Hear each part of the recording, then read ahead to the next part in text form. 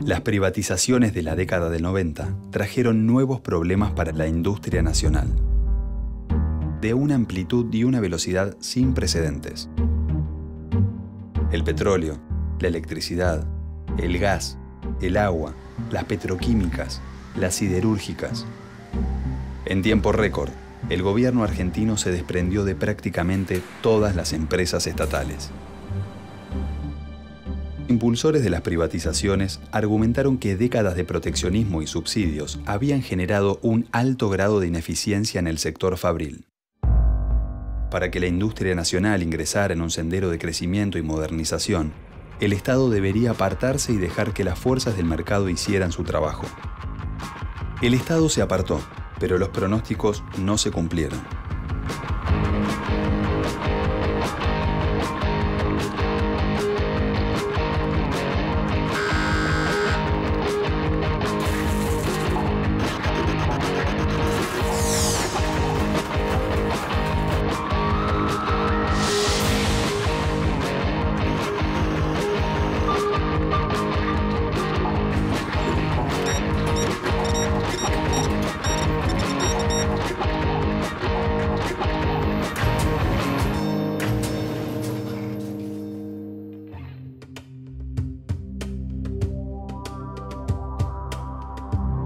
En julio de 1989, tras una toma anticipada del poder, acordada con el saliente presidente Raúl Alfonsín, y con un país sumido en la hiperinflación, asumió la presidencia Carlos Saúl Menem.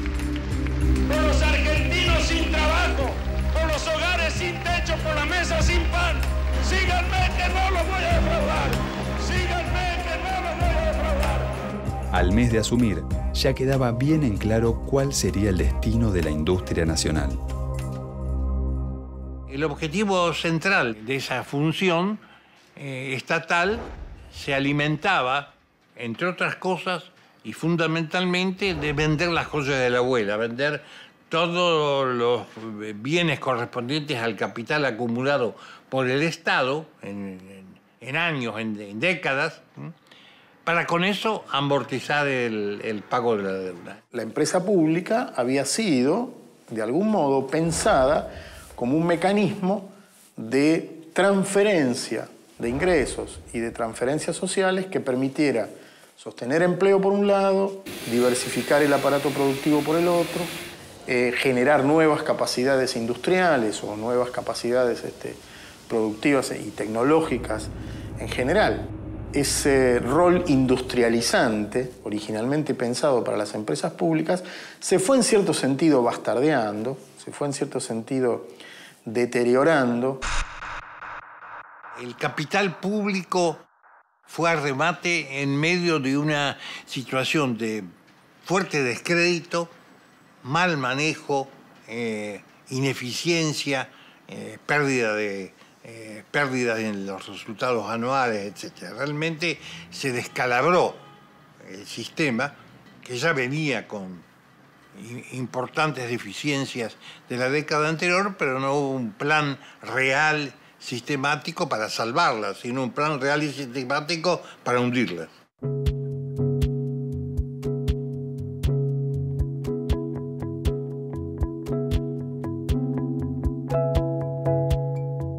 Casi no creo en pie nada en poder del Estado. Todo se vendió en general a precios escandalosos, con hechos tan graves como que se aprobó una ley de venta de gas del Estado en la Cámara de Diputados con un diputado trucho, que no era diputado, un tipo que lo sentaron y votó. Y sin embargo no dejaron sin efecto la ley. El 17 de agosto de 1989, poco más de un mes después de la asunción de Menem como presidente, se sancionó la Ley 23.696, más conocida como Ley de Reforma del Estado. Fue el puntapié inicial para las masivas privatizaciones que caracterizaron a la década del 90.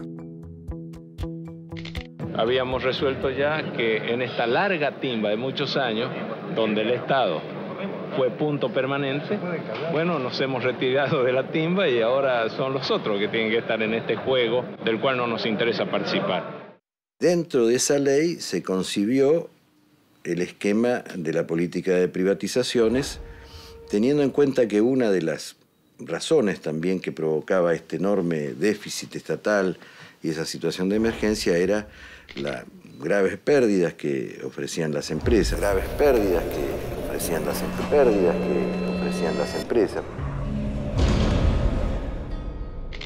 No se podía, ni se puede, porque esa ley sigue vigente, privatizar ninguna empresa estatal sin una ley del Congreso que la declarara sujeta a privatización. Y esta ley dio nacimiento después a la privatización en concreto. Lo primero que se privatizó fueron los canales de televisión. Y después ya al año siguiente empezó en marcha el proceso de las concesiones viales, Entel y aerolíneas.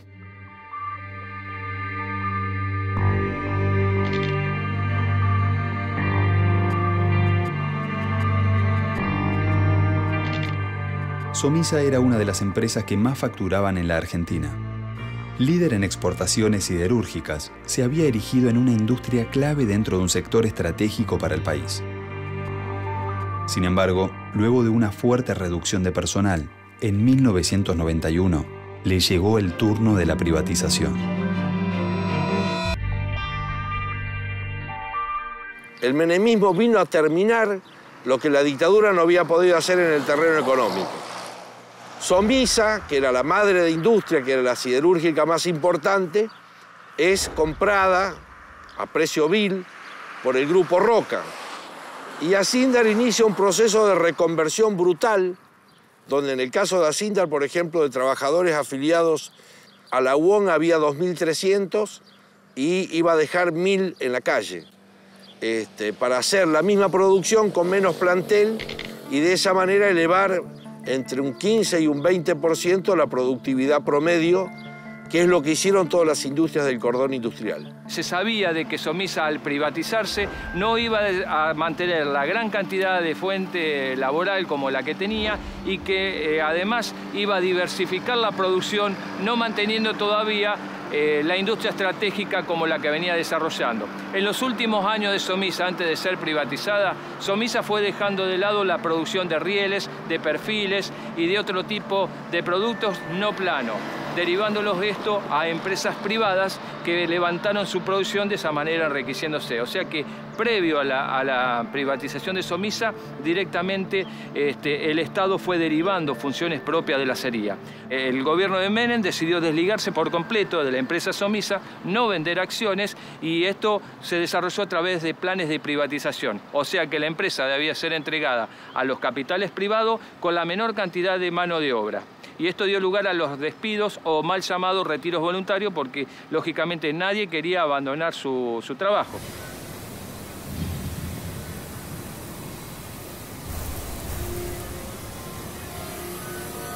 La gente de Somisa no quería la privatización. Y bueno, después, cuando se hizo cargo Techint, ahí vino la debacle no solamente de la fábrica, en cuanto a la función social que cumplía. Nadie ayudó al ex trabajador de Somisa a tomar decisiones en cuanto a cómo invertir el dinero. Hubo mucha gente que se salvó, pero la gran mayoría terminó en la miseria.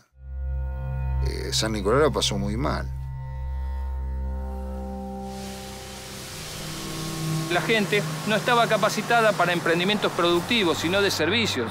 Una persona que había trabajado 30 años en un alto horno difícilmente iba a encontrar trabajo en otro alto horno porque no lo había. Entonces es así de que pone un kiosco, pone un remis, una cancha de pádel, y todo ese rubro servicio compiten entre ellos, llevándose a la ruina uno con otro.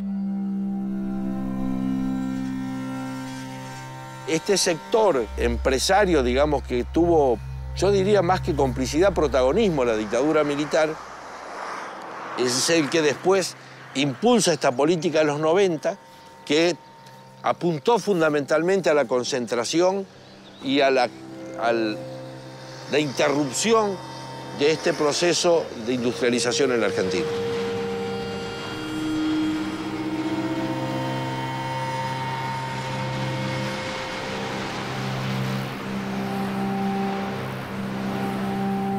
Nosotros hemos ideado un decálogo que dentro de unos días se conocerá, que es el decálogo menemista de la reforma del Estado. El mandamiento 1, nada de lo que deba ser estatal permanecerá en manos del Estado. Nada de lo que deba ser estatal permanecerá en manos del Estado. El acto fallido del ministro Dromi no tardó en hacerse realidad. Nada de lo que debía ser del Estado permaneció en manos del Estado. Y los efectos en la industria y en sus trabajadores se hicieron sentir inmediatamente. La privatización de las empresas estatales supuso la pérdida de cerca de 300.000 empleos en su momento, los cuales no fueron a la actividad productiva, fueron o a la desocupación o a servicios ineficientes.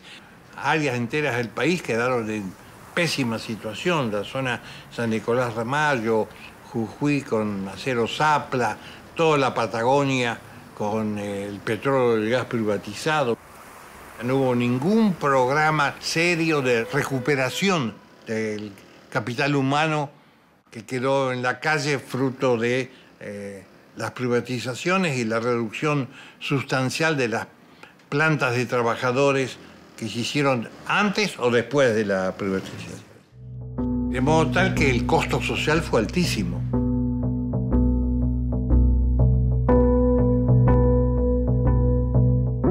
Muchas de las empresas tenían que ser, para ser privatizadas, transformadas en sociedades por acciones, primero, para poder así vender las acciones. Y hasta un 10% de esas acciones, que después en el tiempo fue siempre un 10%, quedaban para los obreros y empleados de la empresa. Eso se llamaba el programa de propiedad participada, con un sistema de sindicalización de acciones, que todavía perdura, porque hay muchas de estas empresas privatizadas que tienen este accionariado obrero funcionando. Todo lo que se fue privatizando y reduciéndose los planteles de trabajadores incrementan esta masa de desocupados que presiona sobre el mercado de fuerza de trabajo. Algunas de las direcciones sindicales colaboran a esta política, introduciendo un rasgo que hasta entonces existía muy raramente, que es que haya sindicatos que se convierten en propietarios o concesionarios de empresas, con lo cual ya no se trata de que haya, como yo creo que hubo por lo menos desde la década del 30, sindicalistas que también eran pequeños empresarios, para que el sindicato mismo pase a ser parte de la empresa.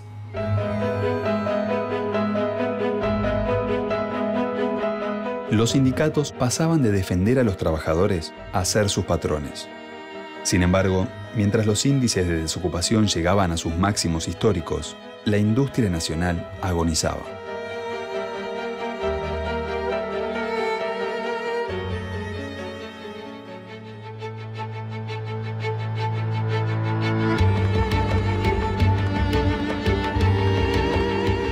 Las privatizaciones de los 90 profundizaron el proceso de concentración y centralización del capital en el sector fabril. Los grandes grupos económicos que tenían una presencia activa en la industria nacional obtuvieron importantes beneficios. Algunos aprovecharon la oportunidad y adquirieron empresas públicas o tenencias accionarias en compañías que operaban en su mismo rubro. Los años 90 suponen un proceso de desindustrialización importante. En ese marco, las privatizaciones no jugaron ningún rol compensador de esas otras situaciones, digamos. Por el contrario, fueron parte del sistema de desindustrialización. Habían dejado de ser ese emblema que alguna vez pudieron haber ocupado del Estado desarrollista para convertirse fundamentalmente en un mecanismo de transferencia de rentas espurias a grupos concentrados de la sociedad y al mismo tiempo en un ineficiente prestador del servicio o de la producción que acometían. Por lo tanto, es en ese panorama en el que hay que entender también, de algún modo, el mal humor social o el descontento social o la desconfianza de que efectivamente ese fuera un mecanismo idóneo.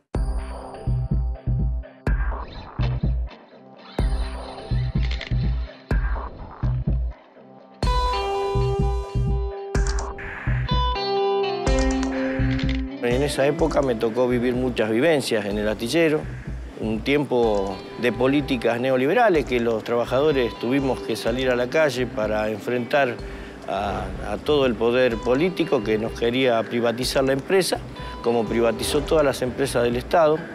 Entonces los astilleros, los trabajadores, lucharon, sufrieron y lloraron para mantener el astillero abierto.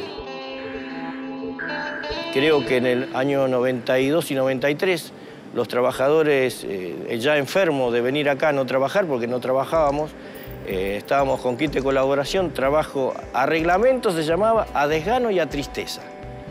Fue una implementación que hicimos nosotros, los trabajadores del astillero Río Santiago, una nueva modalidad que en ese momento se ponía. Como también fuimos los primeros piqueteros, porque hablan de piqueteros, los primeros que cortaron ruta fueron los trabajadores del astillero Río Santiago.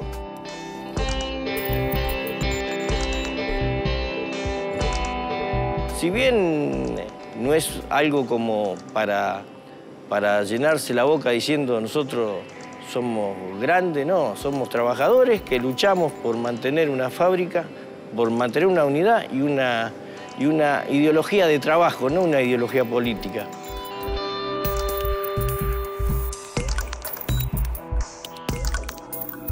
Astillero Río Santiago pudo esquivar la privatización, pero la mayoría de las empresas públicas que operaban en el sector fabril no tuvo la misma suerte. Además de Somisa, el Estado se deshizo, entre otras, de Altos Hornos Zapla, las firmas integrantes del complejo de fabricaciones militares, las empresas del polo petroquímico de Bahía Blanca y las instalaciones industriales de YPF.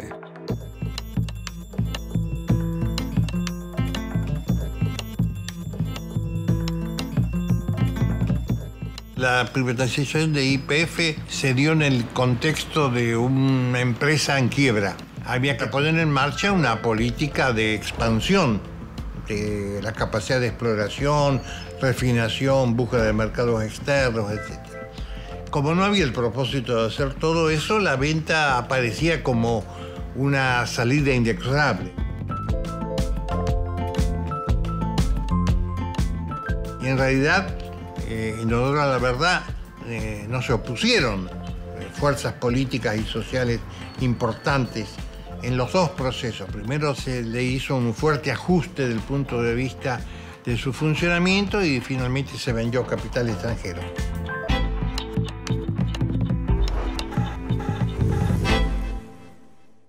A los trabajadores que aceptan el retiro voluntario, además, le dicen, bueno, ustedes armen una empresa que va a proveer a la empresa principal. En general no están en condiciones de competir con empresas más especializadas de capital, que no son cooperativas, que son empresas de gran capital transnacional, y bueno, rápidamente son desplazadas y esa gente queda desocupada.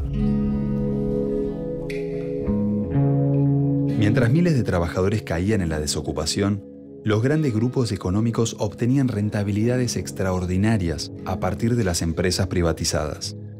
Algunos incluso optaron por vender sus paquetes accionarios y remitir las ganancias al exterior, dando lugar a la etapa de mayor fuga de capitales de los últimos 25 años. La ganancia del sector de privatizadas hasta el colapso de la convertibilidad fueron ganancias espectaculares en dólares. Probablemente no haya habido otra operación atada a la prestación de algún servicio o a la producción de algún bien en el mundo que haya tenido la tasa de rentabilidad que tuvieron esas empresas en la Argentina, por las propias condiciones que se le garantizaban de operación y en la que los activos habían sido transferidos.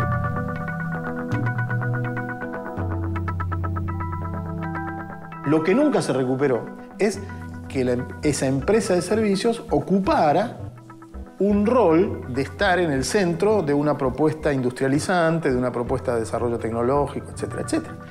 Digamos, a pesar del atraso, la capacidad de ingeniería, la capacidad de desarrollo de productos que había en las empresas públicas argentinas antes de ser transferidas, eran importantes, eran activos tecnológicos del país, eran parte del sistema científico-tecnológico del país. Eso fue absolutamente desmantelado. Un primer objetivo es sacar el rol del Estado como árbitro, como regulador, como ente que tenía como objetivo fundamental nivelar el desnivel que existe en una sociedad capitalista entre los que tienen y no tienen poder. Los grandes grupos económicos concentrados pudieron moverse con mucha mayor libertad de acción. Las empresas privadas que tomaban las empresas estatales aplicaban lo que ellos llaman racionalización.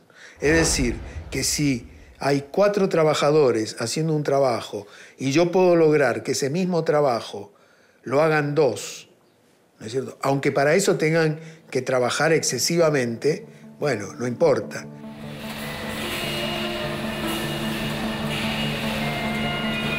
Se habían introducido innovaciones tecnológicas que en algunos casos, cuando ya estaban, el movimiento obrero no permitía que fueran acompañadas por despidos, pero que, neutralizado el movimiento obrero, se pudieron aplicar porque las nuevas tecnologías permitían hacer más producción con menos trabajadores.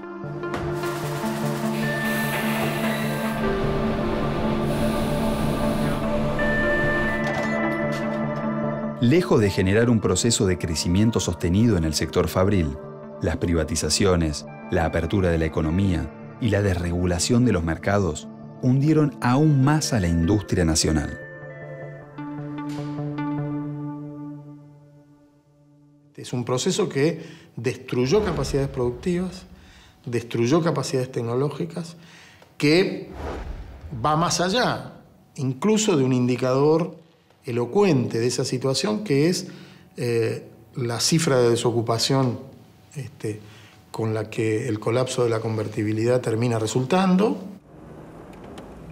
Es un resultado de empobrecimiento productivo, es un resultado de empobrecimiento de la calidad del proceso de desarrollo, es una fragmentación social espectacular.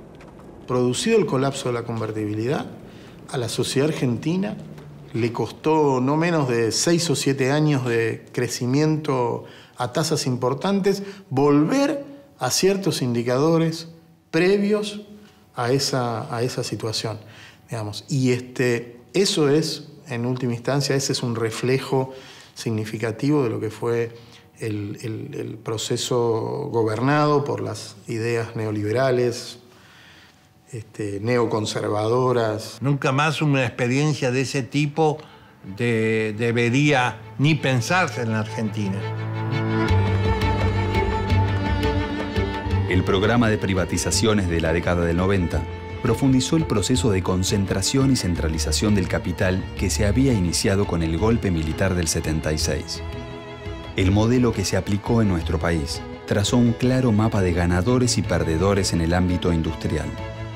La transferencia de activos públicos al sector privado benefició a los grandes grupos económicos, que obtuvieron enormes ganancias. Pero la mayoría de los sectores manufactureros vivió una realidad muy diferente. En diciembre de 2001, aquel modelo económico estalló. Entre sus cenizas aún resistía la industria nacional, golpeada, disminuida, menospreciada, pero con ansias de resurgir.